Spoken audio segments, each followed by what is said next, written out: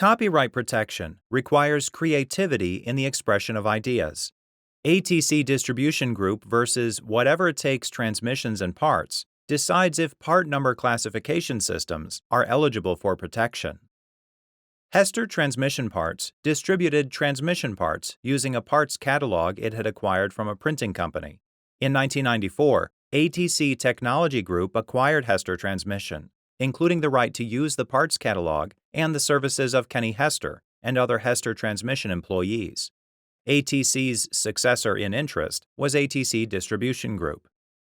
Kenny Hester signed an employment contract and a non-compete agreement with ATC that stated Hester wouldn't compete with or solicit employees from ATC prior to August 2, 1999.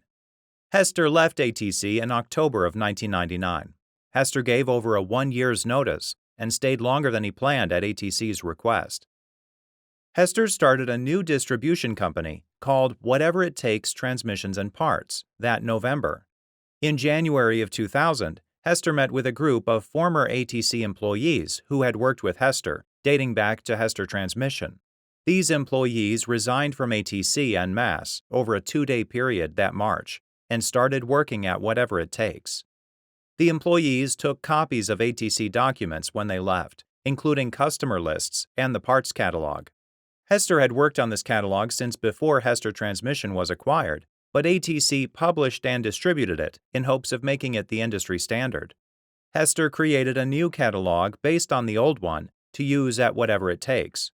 Part numbers began appearing in advertising. A flyer stated Whatever It Takes was formerly Hester Transmission. The catalog used by ATC divided parts into categories and subcategories and used numbers, suffixes, and sometimes letters to number the parts. The numbers assigned to subcategories were random.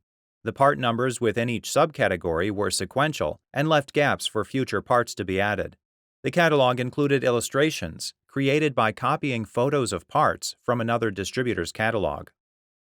ATC sued Whatever It Takes, Hester, and the employees who joined him, alleging multiple claims, including copyright infringement for taking the catalog. All parties moved for summary judgment.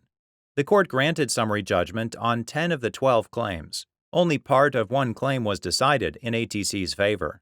The last 2 claims were dismissed. ATC appealed.